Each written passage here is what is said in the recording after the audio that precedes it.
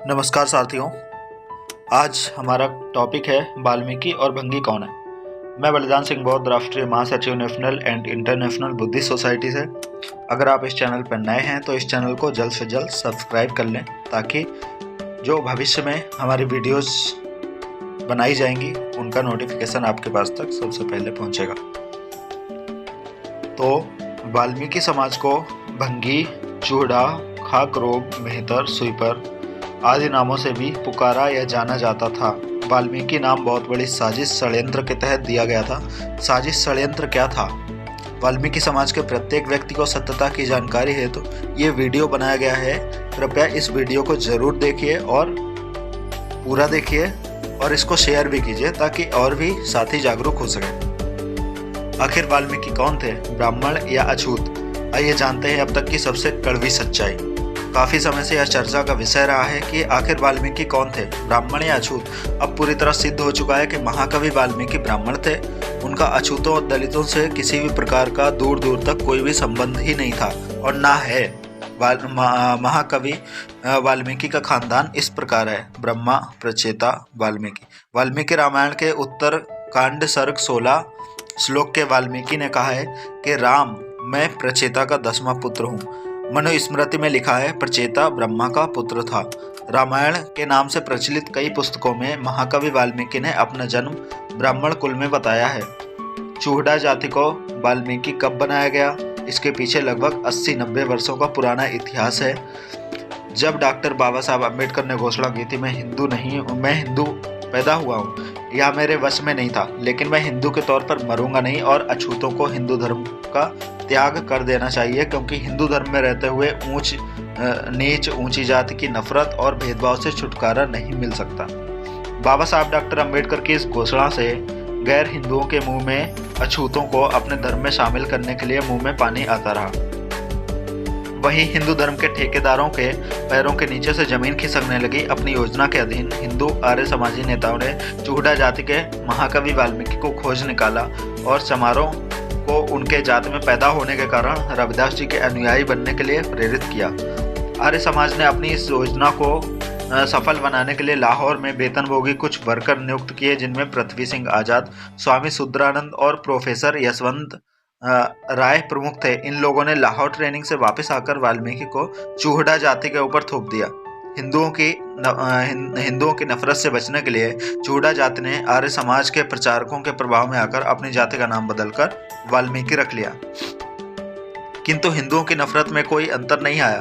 भेदभाव और नफरत पहले जैसे ही बरकरार है। आजकल के शिक्षित नौजवान इस षड्यंत्र को समझने लगे हैं। वो मानते हैं कि वाल्मीकि यानी शूद्र था तो उनको संस्कृत पढ़ने का अधिकार उस काल में किसने दिया।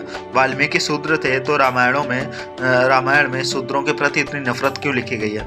आज नौजवान ना तो अपने आप को वाल्मीकि कहलाने से इनकार कर रहे हैं, बल्कि दूसरी तरफ वे वाल्मीकि रामायण की कठोर शब्दों में आलोचना भी करते हैं। आप खुद ही सोचिए, अपना भविष्य उज्जवल करने के लिए अम्बेडकर की विचारधाराओं को अपनाना है या फिर जीवन भर इसी दलदल में रहना है।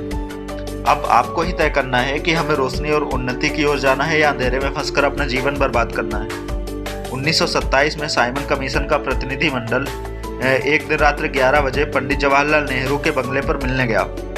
पता चला वह सो रहे हैं। 12 बजे मोहनदास करमचंद गांधी से मिलने गए तो वह भी सोए हुए मिले। 1 बजे रात्रि बाबा साहब से मिलने गए तो वह जाग रहे थे। प्रतिनिधि मंडल ने नेहरू और गांधी के बारे में जब बताया तो बाबा साहब ने कहा, उनका समाज जाग रहा है इसलिए वो सो रहे हैं, लेकिन मेरा समाज सो रहा है इसलिए मैं जाग रहा हूँ। विदेशों से पढ़ाई समाप्त करके बाबा साहब ने थोड़े समय वकालत की। कॉलेज में पढ़ाया भी। बॉम्बे हाई कोर्ट के जज का पद भी ठुकराया, केवल इसलिए क्योंकि वह स्वतंत्र होकर उन लोगों के अधिकारों के लिए संघर्ष करना चाहते थे जिन्हें सदियों से गुलामों से भी बदतर जीवन जीने के लिए बाध्य या मजबूर किया गया था। बाबा साहब ने बहुत परिश्रम करके आंदोलन संघर्ष किए, जिससे अछूतों को कुछ सुविधाएं मिलती शुरू हुई और वह बाबा साहब के आंदोलनों में सक्रिय होकर भाग लेने लगे।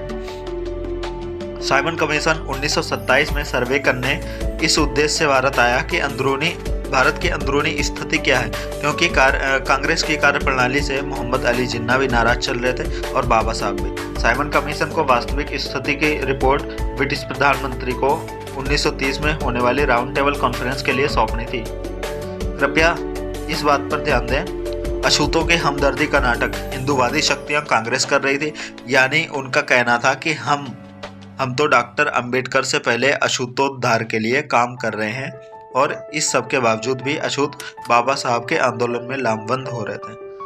आपने देखा होगा या सुना होगा कि गांव देहात में भंगी और चमारों की बस्तियां सटी हुई होती हैं। भंगी कौम मार्शल आर्ट की जन्मदाता है, दूसरे नंबर पर चमार आते हैं। यह भी लोगों का कहना है कि मैंने बचपन में सुना था, शायद आपने भी सुना होगा कि भंगी का लट तो पहले तो निकलता नहीं, और अगर निकल गया तो मकसद पूरा करके ही वापस आता है, नहीं तो आता ही नहीं। इस आधार पे हम कह सकते हैं कि भंगी जाति के लोग चमारों से भी ज़्यादा हौसला बुलंद लोग हैं। हिंदूवादी ताकतों और कांग्रेस ने चिंतन शुरू किया कि डॉक्टर अंबेडकर के आंदोलन को कैसे कमज़ोर किया जाए। ये सोचकर हिंदू महासभा ने लाहौर, अब पाकिस्तान में हिंदूवादी शक्तियों कांग्रेस की कॉन्फ्रेंस आयोजित की थी।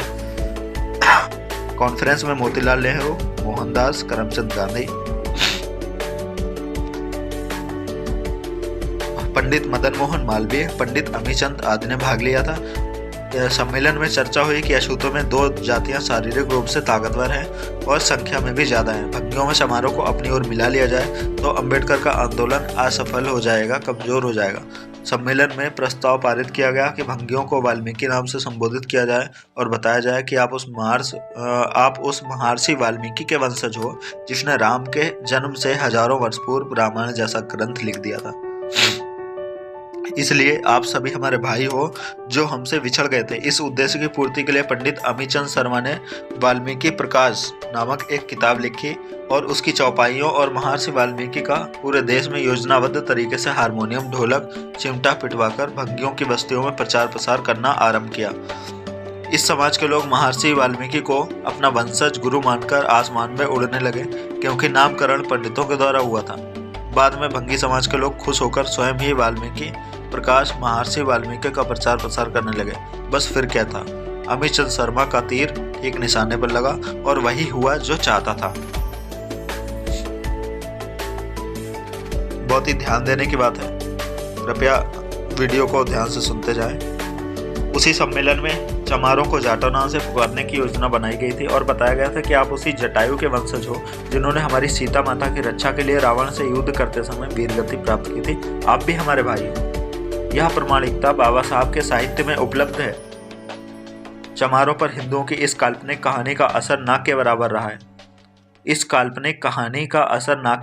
है। इसलिए आज वह वाल्मीकियों के मुकाबले अधिक उन्नतिशील है। लेकिन भंगियों पर वाल्मीकि प्रकाश, महर्षि वाल्मीकि का ऐसा जादू चढ़ा है कि वो बाबा साहब के आंदोलन से भटक गए। आज भी 90% वाल्मीकि भटके हुए हैं, और काश यह समाज वाल्मीकि प्रकाश, महर्षि वाल्मीकि के चक्कर में ना पड़कर बाबा साहब के सिद्धांतों पर चलता तो आज यह समाज चमारों